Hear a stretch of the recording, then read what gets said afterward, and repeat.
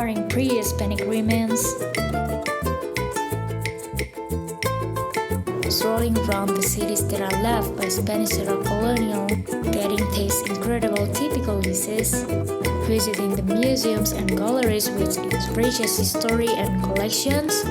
Those are all the best ways to get to know about Mexico. The Spanish colonial era left dozens of beautiful towns throughout Mexico, and now it becomes a tourist trap.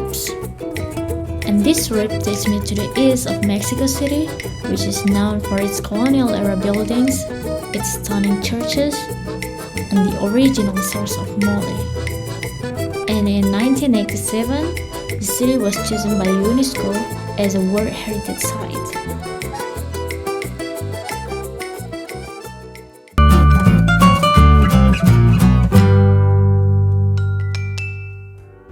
I'm about to take a bus to get there, which takes around 2 hours from Mexico City. Well, it has several buses, and it's around 100 to 200 pesos. I'm gonna take a look on another website. If I choose this one, I have to go to the terminal first, Mexico Tapo. It will cost more for Uber, and I think a bus is perfect for me because it has a couple of saddles, El Angel, Polanco, Santa Fe, or WTC. It costs 278. Okay, I'm gonna pack my stuff.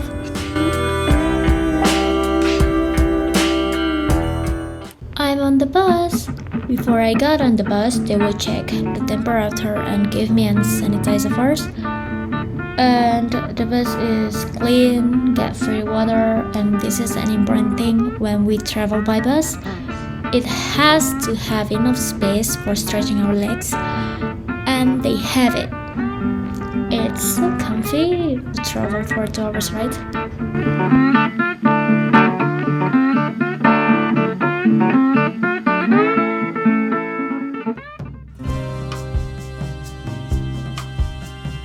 I stayed at Hotel Diana, a strategic location, just a 5-minute walk to the Cathedral. It cost 806 per night, with tax and breakfast are included for standard room. What I got, a private bedroom,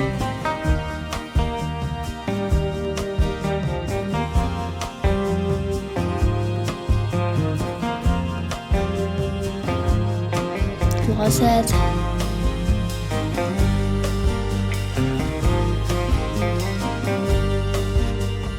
double bed,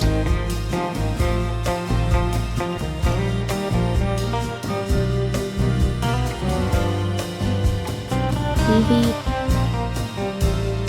and this is the view from my room. Breakfast is really simple. Just fruits, coffee or tea, and toast bread.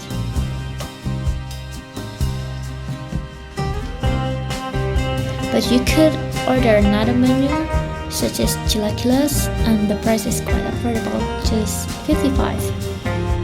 There is also a roof garden with a beautiful view.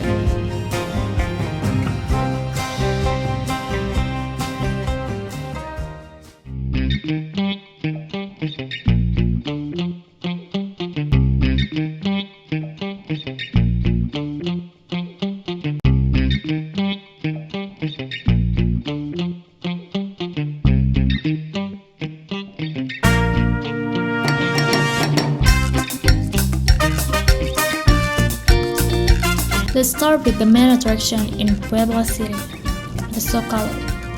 We're surrounded with the 16th century edifices. This plaza fills with cafes, restaurants, and public artworks. When I look around, I was attracted by these works. I approached it to look closer. It is wall carving. It appears more beautiful when the sunshine comes through the cracks.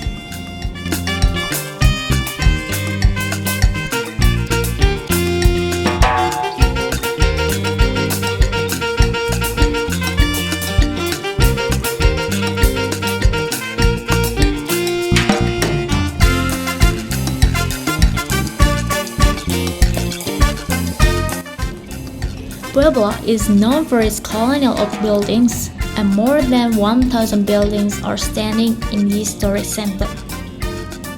And especially this area is one of the touristic in Puebla city.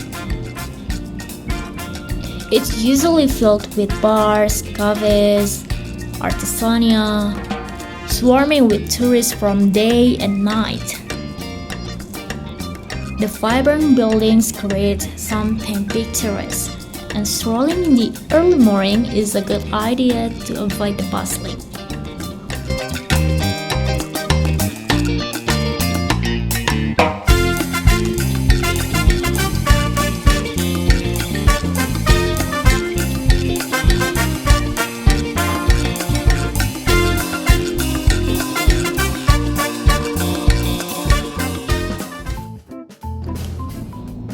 The historic center is filled with beautiful churches with a blend of various styles such as Baroque, Renaissance, and Neoclassical.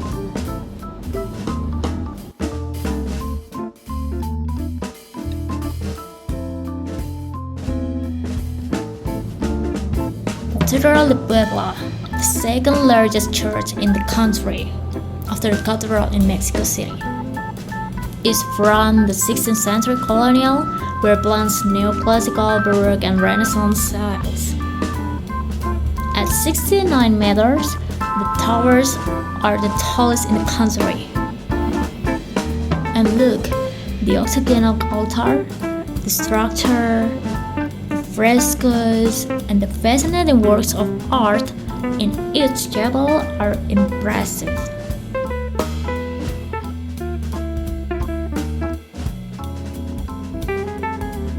And next, Templo de Santo Domingo. It features a beautiful chapel named Capilla del Rosario on the south of the altar of this church.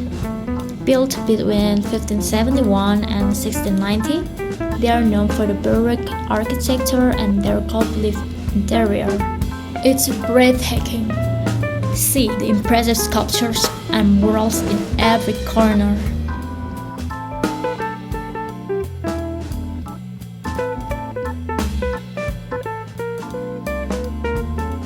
And in the center, there is a figure of the Virgin of the Rosary, which is surrounded by many angels, saints, and martyrs.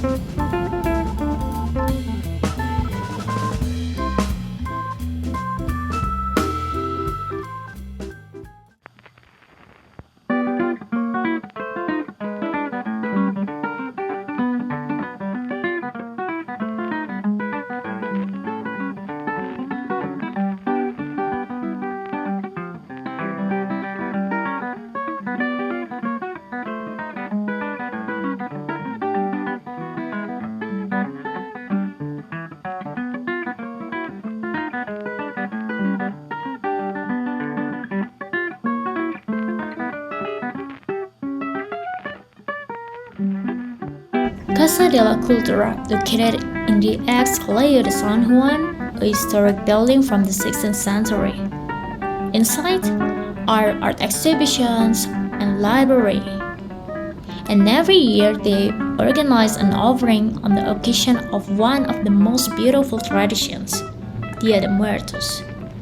And on the second floor, there is a photographs exhibition with the altar team, and it's free admission.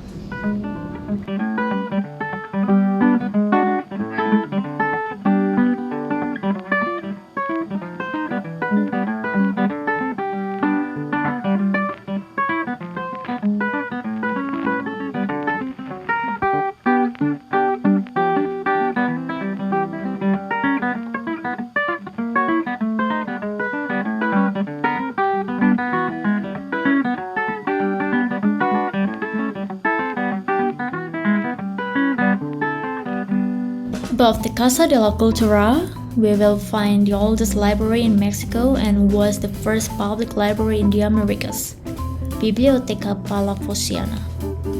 It has been listed on UNESCO as a World Heritage Site because it has more than 41,000 books and manuscripts from the 15th to 19th centuries on its alleged shelves.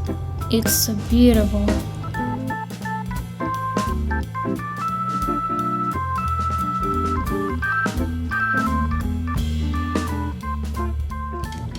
If you want to discover the wonderful colonial architecture of mansions and markets in Puebla's old neighborhood, I recommend you to take a bus tour from the west side of the Zocalo.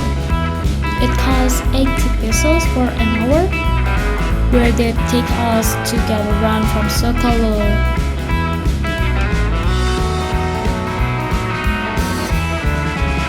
Sapos neighborhood, Rio de Analco, which is an old area inhabited by Tlaxcalans. Continue through the Barrio de la Luz, House of Fathers. Later, we will see the beautiful murals of the San neighborhood. Then head to the Zona Cívica de los Verdes and Lago de Concordia. Stop over in Mirador de los Verdes for 15 minutes, where we can see the city view. Then continue through Monumento al Nacio Zaragoza and Teleférico, where we get cable car panoramic, and reaching to the historic center, pass to Teatro Principal, El Barrio de Artistas, Mercado Pariano,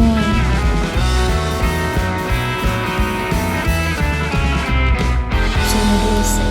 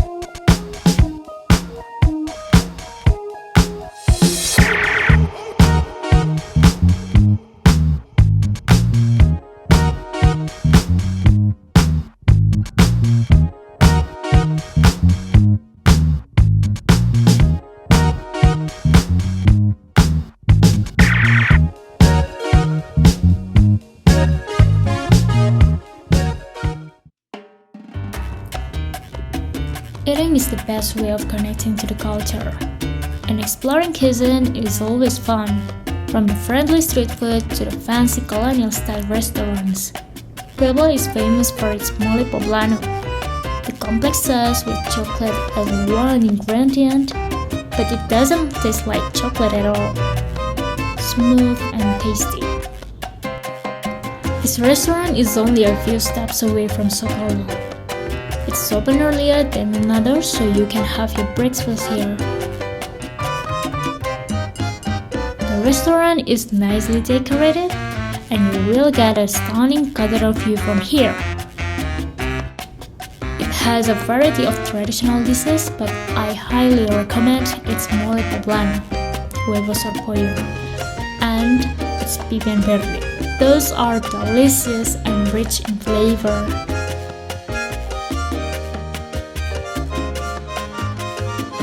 As we know, to get to know the place as tasty food, if we see the postcards, it means that's the one. That's all but 99% correct. When I was running around Zocalo, I saw many people eating in this stall.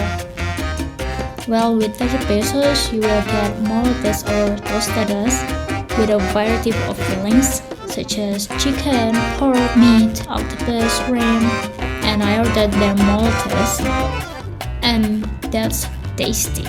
They really do with their magic hand. The crunchy texture with the octopus inside and topped with salsa, cream cheese, all blending in my mouth perfectly. I'm not really into sweet food, but it doesn't mean I will skip trying churros in Puebla, because people said the best place to eat churros is in Puebla City. In addition, it's a good sign when you see a queue in the place. It is just a block from Zocalo.